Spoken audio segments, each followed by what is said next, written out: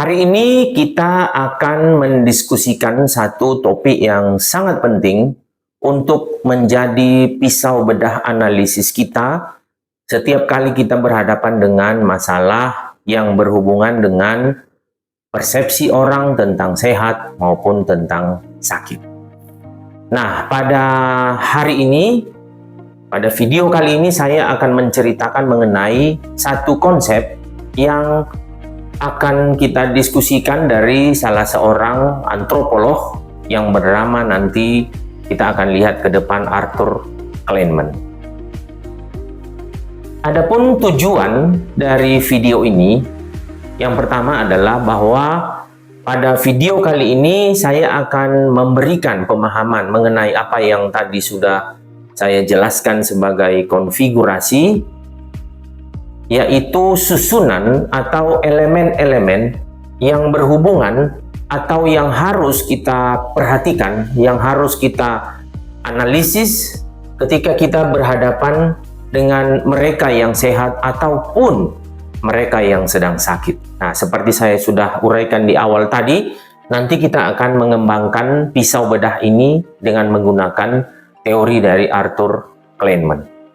Nah, bukan hanya itu, kita juga nanti akan mendiskusikan bagaimana mempraktekkan teori ini, teori dari Arthur Kleinman ini, dalam memahami dengan menggunakan studi kasus yang akan saya uraikan pada contoh-contoh yang akan tersaji pada bagian-bagian berikut ini. Nah,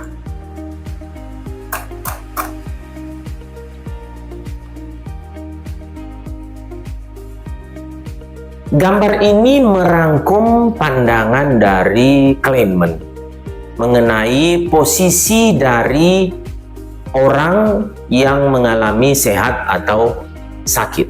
Nah, menurut Kleinman, dia mengatakan bahwa orang akan mengambil role atau mengambil posisi ketika dia sehat atau sakit karena relasinya dengan 3 elemen penting. Mohon ini bisa dimengerti dengan baik. Sekali lagi, saya mau mengatakan bahwa Kleinman mengatakan jika posisi orang ketika berhadapan dengan persoalan sehat atau sakit ditentukan oleh 3 elemen besar. Dan kalau melihat gambar yang diadopsi oleh Tisselman ini, dia mengatakan bahwa elemen terbesar itu sebenarnya adalah yang ada di bagian atas. Nah, apa 3 elemen besar tersebut?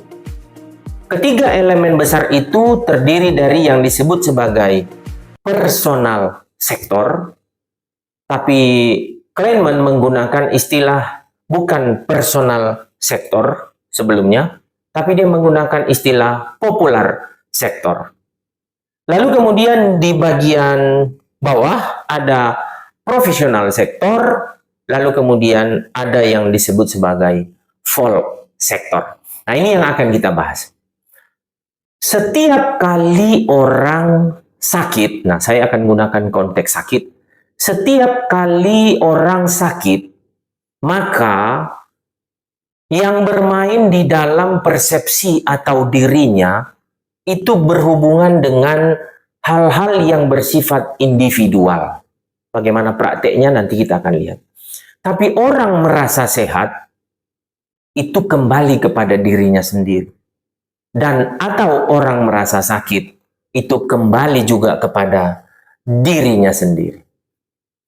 Ketika seseorang sakit atau ketika seseorang sehat, maka persepsi tentang dirinya itu pun dipengaruhi juga oleh konteks dari keluarganya. Ketika seseorang sakit, maka dia akan selalu merujuk kepada orang lain. Rujukan pertama dari orang ketika dia sakit biasanya adalah keluarga. Ketika anak saya sakit misalnya, maka saya akan mencoba mendefinisikan apa yang sedang dialaminya. Kalau saya melihat bahwa apa yang saya lihat dari anak saya itu tidak pas atau mungkin saya kurang puas, maka saya akan mencari tahu pandangan dari anggota keluarga lain, misalnya istri saya. Dan kalaupun kami berdua tidak puas, maka kami pun akan mencari pandangan dari keluarga lain yang ada bersama atau dekat dengan kami. Nah, begitulah konfigurasi tadi. Tadi saya sudah menerangkan bahwa konfigurasi itu adalah elemen-elemen yang saling berbeda, tapi menyusun satu hal ketika orang sedang mengalami sebuah pengalaman entah sakit atau entah sehat. Demikian juga pengalaman itu kemudian berlanjut dibentuk oleh social network base. Ketika seseorang sakit atau sehat, maka ketika dia tidak puas atau mungkin dia ingin tahu lebih dalam lagi, maka dia pun akan bertanya kepada jaringan sosialnya. Mungkin pada temannya, mungkin pada tetangganya, mungkin pada orang-orang yang berada di sekitarnya. Dan kalaupun itu tidak juga memuaskan atau mencari hal-hal yang dia ingin tahu, maka ada community base, ada relasi yang lebih luas lagi. Nah, mari kita lihat. Dengan cara pandang ini, maka Kahneman mengatakan bahwa individu akan selalu membangun referensi yang makin luas, makin luas, makin luas. Dalam hal apa? Dalam hal belief, dalam hal kepercayaan. Ketika seseorang sakit, maka dia bertanya pada keluarganya, dan keluarganya ketika mempercayai bahwa ini penyebab sakitnya adalah seperti ini, maka mereka pun akan bersama-sama mengerti hal itu. Jadi konteks daripada belief itu tidak pernah berdiri sendiri, tetapi bersama dengan orang lain. Ibu yang baru bersalin kemudian menjalani sebuah ritual tertentu, itu tidak berdiri sendiri, tapi itu terikat pada belief dari apa yang dipahami oleh keluarga ibu tersebut dan yang dipahami oleh tetangga ibu tersebut, lalu kemudian secara kolektif itu juga dipahami oleh community base. Yang dimengerti bukan cuma belief, tapi juga nantinya adalah choice, pilihan-pilihan dan keputusan terhadap apa yang sedang terjadi ini. Kemana mereka pergi sangat dipengaruhi oleh keputusan individu, keputusan keluarganya, keputusan mereka yang berada dalam jejaring sosial, lalu kemudian pada mereka yang berada pada konteks yang lebih luas. Kalau orang misalnya mengalami penyakit yang agak berat, misalnya mengalami kanker, maka keputusan tersebut kemana dia pergi itu biasanya dalam berbagai suku tertentu diperbincangkan. Bahkan kadang-kadang suku-suku tersebut mengambil peran bersama-sama yang nanti kita akan jelaskan lebih jauh lagi. Nah, personal sektor itu menyangkut mengenai roles, apa yang harus dilakukan oleh seorang penderita penyakit. Dari sini kita sebenarnya mengerti bahwa posisi orang sakit tidak pernah bersifat individualistik, tapi pendekatannya harus bersifat sosial konteks. Dalam pandangan ini, WHO pernah mengeluarkan statement yang disebut sebagai social determinants of health. WHO mengatakan bahwa status kesehatan seseorang itu sebagian besar, bahkan bisa mencapai 60%, ditentukan oleh konteks sosial di mana seseorang itu sedang berada. Dan itu sangat signifikan. Kenapa sangat signifikan? Kembali kepada seperti yang saya terangkan tadi, yaitu bahwa orang selalu menggunakan konteks di luar dirinya menjadi referensi. Apalagi yang bisa kita pelajari dari personal sektor? Personal sektor itu juga menjelaskan kepada kita bagaimana interaksi dibangun ketika sehat atau sakit. Orang yang sakit memiliki pola interaksi dengan keluarganya, dengan tetangganya, dengan konteks yang lebih luas. Dan itu juga yang sering sekali menjadi penyebab atau persepsi ketika orang sakit. Pada bagian-bagian tertentu kita tahu bahwa masalah kesehatan dipengaruhi oleh interaksi orang terhadap satu sama lain. penyebaran penyakit menular itu misalnya dipengaruhi oleh karena kebiasaan orang saling berkunjung. Mereka kenapa berkunjung? Karena ada konteks sosial di mana mereka pergi berkunjung. Penularan penyakit COVID-19 itu dimulai dari semacam ritual migrasi bersama dalam konteks sebuah kultur yang berada pada konteks masyarakat Asia Timur. Pada saat itu, ketika penyebaran sedang menuju ke puncak, mereka berinteraksi satu sama lain, melakukan kunjungan dari kota ke kota, lalu kemudian di kota tersebut pindah lagi ke kota, di kota tertentu mereka membangun relasi kembali, mengumpulkan keluarga, dan lain-lain sebagainya, yang merupakan sebuah setting kultural. Nah, ini yang harus dipahami ketika kita membicarakan satu hal yang berhubungan dengan yang disebut sebagai konfigurasi dalam bagian personal sektor.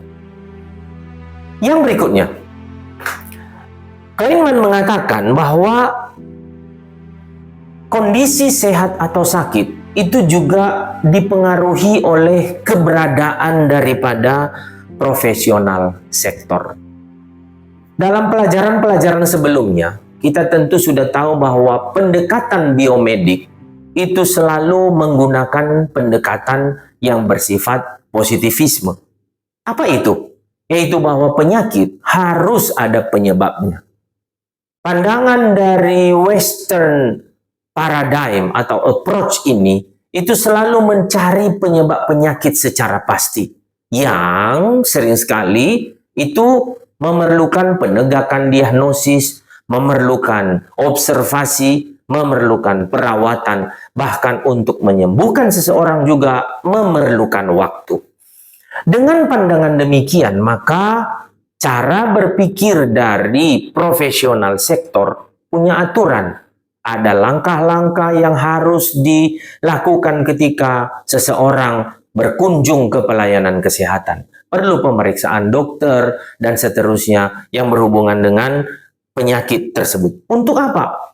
Supaya penyakit tersebut dapat ditegakkan diagnosisnya versi dari profesional sektor, lalu kemudian dapat diberikan anjuran yang sesuai dengan penyakit tersebut versi dari mereka yang menjadi tenaga medis profesional.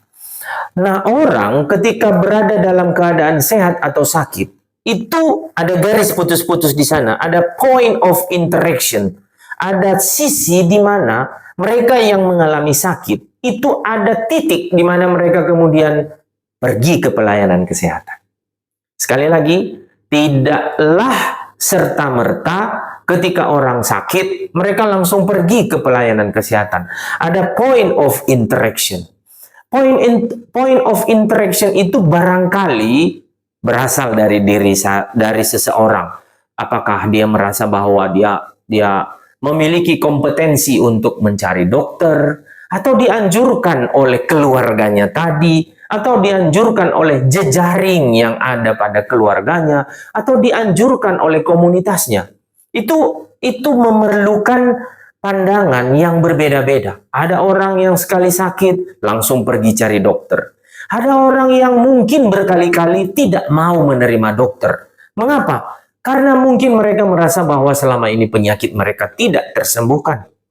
Ada orang yang merasa bahwa mencari dokter tidak perlu. Mereka mungkin langsung pergi ke misalnya ke rumah sakit, lalu mencari dokter yang menurut anjuran tertentu mencari dokter.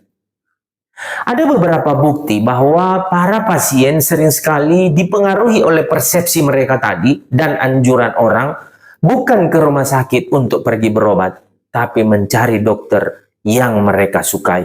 Kenapa? Kembali kepada beliefs, kembali kepada roles yang mereka sedang miliki di dalam diri.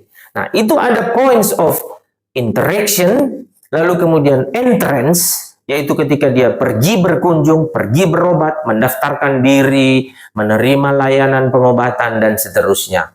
Lalu kemudian ada namanya tahap exit. Exit maksudnya ketika dia merasa sudah sembuh, sudah selesai dengan pengobatannya, merasa tenang, merasa pulih kembali, balik lagi kepada roles, pada apa yang dia mengerti sebagai kondisi di mana dia jauh lebih sehat. Nah, lalu kemudian Kahneman juga mengatakan bahwa komponen lain yang sangat penting untuk kita pertimbangkan ketika kita menganalisis masalah kesehatan itu berhubungan dengan folk atau sering disebut sebagai traditional sector. Kita berada di tengah-tengah masyarakat yang telah membangun tradisi, local culture, bahkan local genius yang cukup panjang sejarahnya. Dan tentu kita juga tahu bahwa masyarakat timur, termasuk di Indonesia, itu memiliki pengobat-pengobat dan metode pengobatan lokal.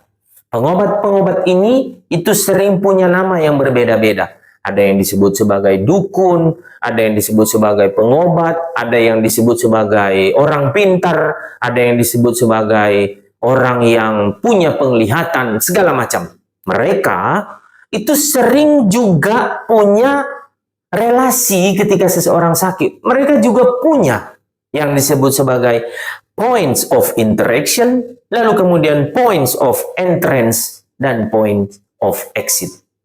Orang pergi ke full sector atau ke dukun, atau menggunakan layanan, apakah jamu, apakah minyak-minyak, apakah metode penyembuhan lain, jampi-jampi, doa, ritual lain, itu adalah metode yang digunakan oleh full sector. Itu sering sekali tidak hanya bahwa mereka ada di situ, full sector ada di situ, tidak. Mereka juga dibentuk berasal dari belief yang ada pada personal sector. Maka saya sangat setuju sekali sebenarnya ketika Tisselman menggambarkan gambar ini di mana personal sektor itu begitu dominan. Kenapa? Karena tidak mungkin entah itu dokter atau dukun itu masuk ke ranah individu. Yang paling mungkin adalah individulah yang mengambil keputusan entah pergi ke pelayanan kesehatan yang modern atau pergi ke pelayanan kesehatan yang bersifat tradisional. Sama seperti profesional sektor, point of interaction daripada mereka yang menjadi dalam tanda kutip petugas atau pelayan kesehatan di full sektor itu sering sekali juga punya ikatan dengan masyarakat, punya belief yang sama. Apa yang dimengerti atau dijelaskan oleh dukun itu mungkin akan bertentangan dengan yang tadi saya sudah jelaskan sebagai konsep positivisme ala pengobatan modern. Apa yang dimengerti oleh full sector sering sekali bersifat naturalistik, kembali ke alam. Saya pernah misalnya berdiskusi dengan seorang yang disebut sebagai pengobat. Dia mengatakan bahwa alam ini menyediakan obat, naturalistik. Alam ini menyediakan obat bagi mereka yang sakit.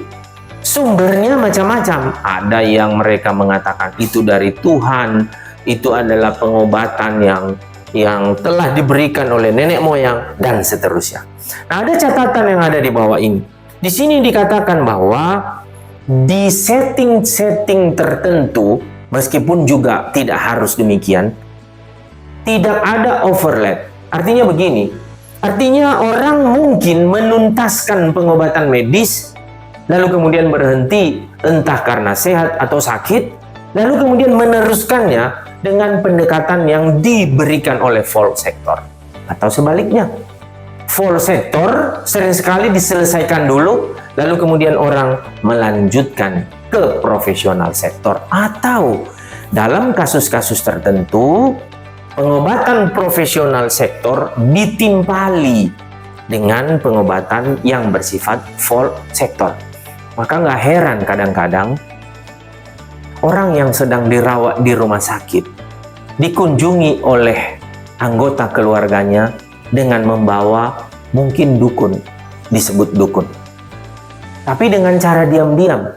Kenapa? Karena pelayanan di rumah sakit terus terang tidak lazim dengan menggunakan pendekatan tradisional sektor. Atau mungkin pasien ketika mereka sakit, sambil minum obat dari dokter, diam-diam mereka juga mengkonsumsi jamu-jamu dan seterusnya. Mengapa mereka melakukannya? Balik lagi kepada konsep yang tadi, beliefs. Itu adalah sesuatu yang bukan cuma mereka yang percaya, tapi juga ada rekomendasi family, lalu bukan cuma rekomendasi family, tapi juga rekomendasi pada jaringan sosial yang ada di sekitar mereka. Gambar ini, relasi tiga elemen ini begitu penting untuk menjadi dasar kita dalam memahami penyakit yang ada di masyarakat dan posisi orang, entah dia sehat, entah dia sakit. Dengan demikian, kita melihat bahwa pendekatan ini sangat bermanfaat. Manfaat pertama yang dapat kita ambil adalah bahwa kita menjadi paham bahwa begini rupanya relasi orang ketika mereka mengalami sehat atau sakit. Di dalam dirinya, dia punya belief. Nanti kita akan lihat contoh yang akan lebih detail mengenai hal itu.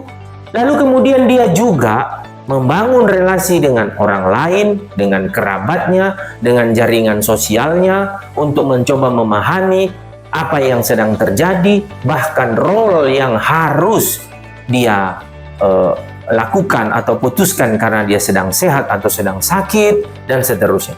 Jadi dengan demikian bahwa kita melihat dimensi dari sehat atau sakit bukan dimensi individu. Ada konteksnya. Inilah yang merupakan keunikan daripada antropologi kesehatan.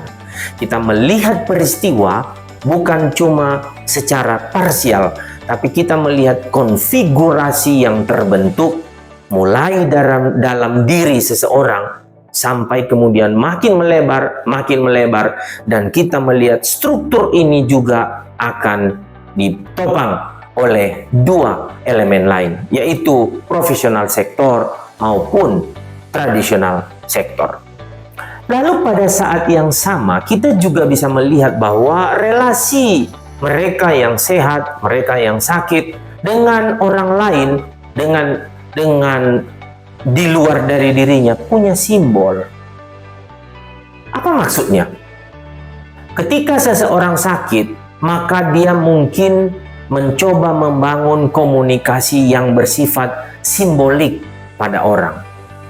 Kalau dia pergi ke dokter, itu memberikan simbol bahwa beliefnya ini berarti penyakitnya berasal dari sesuatu yang dapat didefinisikan menurut pandangan kesehatan. Demikian juga ketika orang pergi, kalau sakit, dia pergi ke dukun dan seterusnya, sejenisnya, atau mengkonsumsi obat. Itu juga memberikan simbol mengenai kepercayaan yang ada di dalam dirinya. Jadi relasi atau intimasi yang terbentuk ketika orang sehat atau sakit dan lanjutannya memberikan simbol yang begitu kentara kepada kita mengenai apa yang berada di alam bawah sadar seseorang, termasuk ketika mengkonsumsi obat. Ketika seseorang merasa sehat atau sakit, lalu kemudian diberi obat, maka pandangan ini juga simbol dia mengkonsumsi obat, meminum obat, rutin atau tidak, tuntas atau tidak, mendampinginya dengan metode pengobatan yang bersifat mix antara obat rumah sakit dengan obat dari dukun. Itu membuat kita mengerti mengenai simbol sesuatu, mengenai apa yang dipercaya oleh seseorang. Apakah itu menyimbolkan kepercayaan pada satu pihak atau pada pihak lain? Itulah yang menjadi tugas dan tanggung jawab kita sebagai seorang antropolog. Tapi kita tidak berhenti di situ.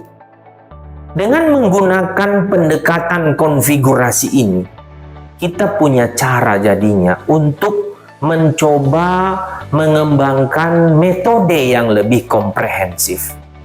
Banyak orang beranggapan bahwa menggunakan metode pengobatan dari dokter itu adalah satu-satunya jalan untuk membuat seseorang bisa sembuh dari penyakitnya.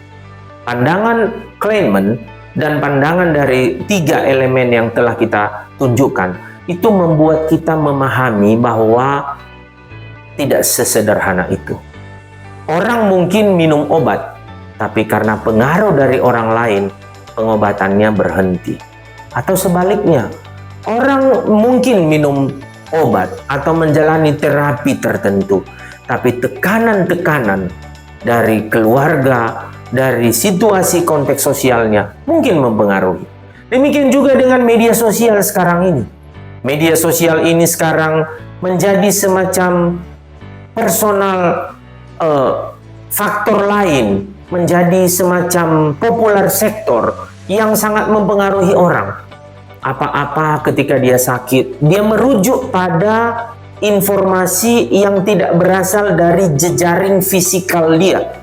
Tapi sekarang orang merujuk kepada jejaring dari TikTok, dari media sosial, dari Halodoc yang saya sebut sebagai jejaring non-fisik dalam hal rujukan atau referensi. Dari tadi saya sudah mengatakan bahwa referensi orang untuk melakukan, mencari pengobatan dan seterusnya itu bersifat fisik. Tapi sekarang dengan perkembangan teknologi yang begitu kuat, kita juga jadi tahu bahwa media sosial pun menjadi relatif atau menjadi tetangga baru dari mereka yang secara individu itu mengalami sehat atau sakit. Jadi pendekatan kita lebih komprehensif. Pendekatan komprehensif misalnya dalam istilah mereka yang sedang berada pada tahap akhir penyakit. Biasanya rumah sakit akan mengembangkan yang namanya palliative care. Palliative care adalah upaya untuk membuat keluarga yang ditinggalkan menjadi lebih siap, sekaligus mereka dapat berperan menopang keluarga mereka yang mungkin sedang menuju pada tahap akhir penyakitnya atau hendak meninggal dunia. Nurse atau dokter mungkin memiliki ikatan psikososial yang jauh dibandingkan dengan keluarga. Tapi dengan dengan pendekatan dengan menggunakan keluarga, mereka dilatih untuk mengembangkan dan melakukan komunikatif yang bersifat palliative care. Mereka alih-alih mengalami kesedihan, mereka justru merasa akan bertanggung jawab supaya keluarga mereka yang hendak meninggal dunia jauh lebih kuat, dan pada saat yang sama pun mereka akan mengalami kesembuhan psikologis dari dalam diri mereka. Mari kita lanjut kembali. Tadi saya menyinggung mengenai the roles, ya, mengenai bagaimana peran orang ketika mereka sakit. Nah, kalau mereka sakit, di sini mereka kalau berada dalam konteks belum berobat, maka mereka mendapat status sebagai anggota keluarga yang sedang sakit. Kita sering mendengar, ya, misalnya ada acara, kenapa tidak datang? Maka seseorang akan menjawab, adalah anggota keluargaku sedang sakit.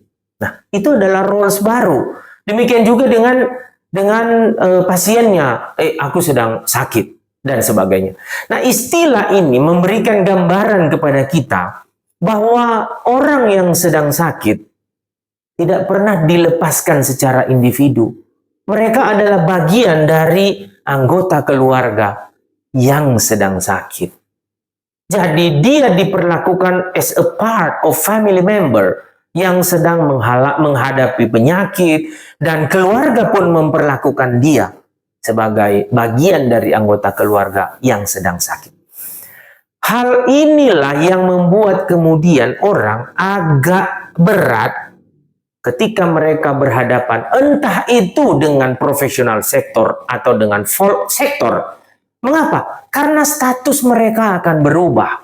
Bukan cuma status penderitanya, tapi status keluarganya juga akan berubah.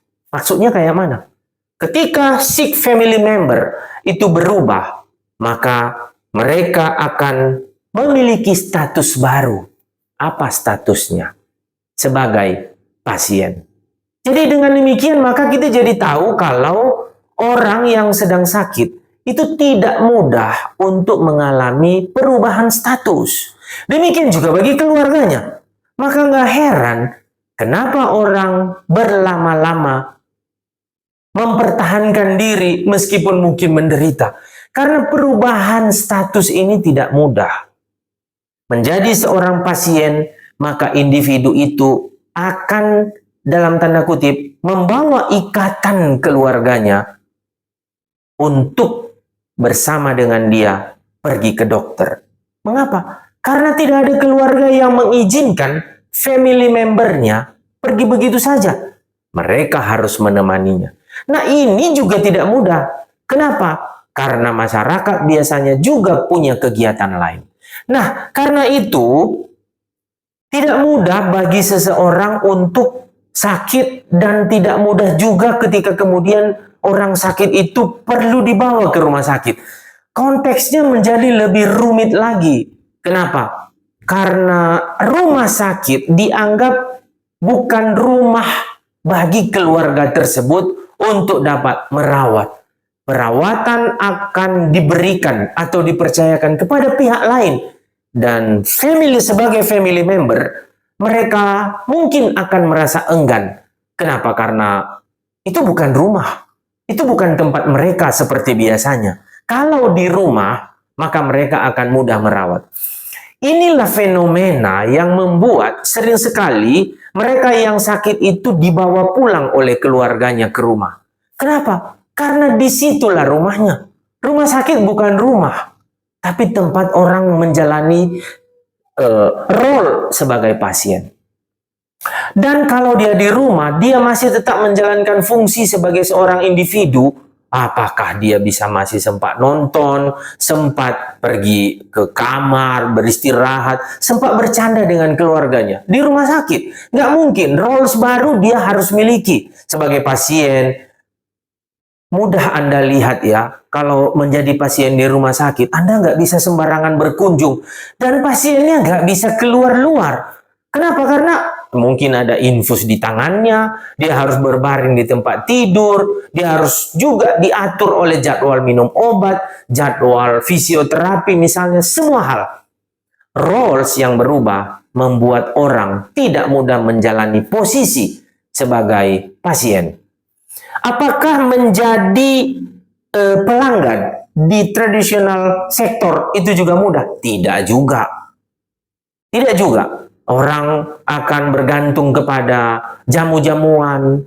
Atau misalnya ketika orang sakit, dukun mengatakan bahwa harus cari daun-daunan ini di mana dan seterusnya di tempat yang mungkin sulit untuk dicari. Dan itu juga bisa mempengaruhi. Mungkin lebih fleksibel karena keluarga masih bisa menjumpai dan dan mereka yang sakit yaitu pelanggan bisa kembali ke rumah. Tapi istilah-istilah yang dipakai ini memberikan simbol kepada kita mengenai konsekuensi yang harus ditanggung relasinya dengan orang lain. Ketika seseorang menjadi pelanggan, relasinya tidak ditentukan oleh bangunan seperti ketika seseorang menjadi pasien. Tapi ada kesulitan-kesulitan lain. Ketika mereka harus menjalani ritual tertentu, mereka harus patuh. Keluarga pun harus menolong. Mereka yang mungkin ibu baru bersalin, seperti tadi telah saya contohkan, harus dimandikan dengan air panas, harus meminum-minum, dan seterusnya. Harus ada anggota keluarga, family member tadi, yang bersedia untuk melayani hal itu. Tergantung kondisi memang. Si pasien atau seorang yang sakit mungkin bisa menjalaninya. Tapi bagi keluarga lainnya, mungkin hal itu juga menyulitkan. Nah, inilah yang tadi membuat yang tadi kita sebut sebagai point of interaction. Lalu kemudian hal-hal yang berhubungan dengan bagaimana dia menjalani pengobatan. Dan itu juga bisa menjadi point of exit. Maksudnya apa? Ketika seseorang merasa bahwa dia mungkin akan lebih nyaman untuk pergi berobat ke rumah sakit, maka dia pun akan memutuskan. Beberapa tahun yang lalu kita pernah mendengar kisah bahwa pasien di Indonesia ini sekitar 1 juta orang pergi ke Malaysia, 750.000 orang pergi ke Singapura, dan 250.000 orang pergi ke negara lainnya. Kalau kita menggunakan pandangan terlalu ketat memandang teori dari Kahneman yang mengatakan bahwa kan tanya-tanya dulu dan tanya-tanya dulu. Tidak juga. Mungkin orang punya decision, keputusan pribadi. yang jauh lebih kuat daripada pertimbangan-pertimbangan yang lain, maka dia pergi langsung beli tiket, lalu kemudian mengontak rumah sakit yang ada mungkin di luar negeri, lalu kemudian menjalani pengobatan sebagai seorang pasien di luar negeri dan pulang kembali dan seterusnya. Semuanya sangat dinamis dan berbeda-beda. Dalam keadaan ketika orang sakit misalnya, dalam budaya-budaya tertentu, mereka bukan pergi mencari obat. Mungkin orang baru kecelakaan, lalu kemudian dirayakan dengan cara apa? Simbol kembali. Diberi ikan mas, diberikan doa, diberikan hal-hal yang mungkin mereka menganggap belief kembali ya. Itu mereka menganggap itu sebagai sebuah nasib buruk dan seterusnya. Keluarga kembali menyatukan pandangan mereka mengenai apa yang sedang terjadi dan membuat keluarga mereka kembali sehat. Jadi, kita melihat bahwa meskipun ketiga pandangan tersebut sangat ketat dalam membedakan hal itu, tapi pengalaman-pengalaman individu tidak mudah untuk menerangkan mengenai ketiga hal tersebut. Kesimpulan. Dari pertemuan kita ini, kita makin memahami bahwa konsep dari Arthur Kleinman itu membantu kita untuk menajamkan pengertian kita, secara khusus membuat semacam coupling mengenai apa yang sedang terjadi. Kita mungkin meneliti mengenai apa yang disebut sebagai personal sektor. Kita teliti bagaimana pandangan orang terhadap belief penyakit tertentu, termasuk relasinya ketika dia sakit dan keluarga, bagaimana pengalamannya, bahkan pengalamannya mengalami penyakit tersebut. Lalu kemudian kita juga mungkin meneliti bagaimana pandangan orang ketika menjadi pasien, apa yang membuat dia susah sembuh, apa yang menjadi gangguan-gangguan yang mungkin dialaminya ketika berperan sebagai orang sakit. Dan kita juga meneliti dengan menggunakan pandangan Arthur Kleinman ini bahwa pandangan dari fourth sector itu juga mewarnai pandangan atau dinamika keseharian orang ketika mereka menjalani kehidupan entah sehat ataupun sakit. Saya harap dengan video ini kita bisa terus-menerus membangun pengertian yang lebih baik lagi dan menggunakan teori-teori yang penting untuk dapat kita aplikasikan dalam mata kuliah antropologi kesehatan. Sampai jumpa dan terima kasih.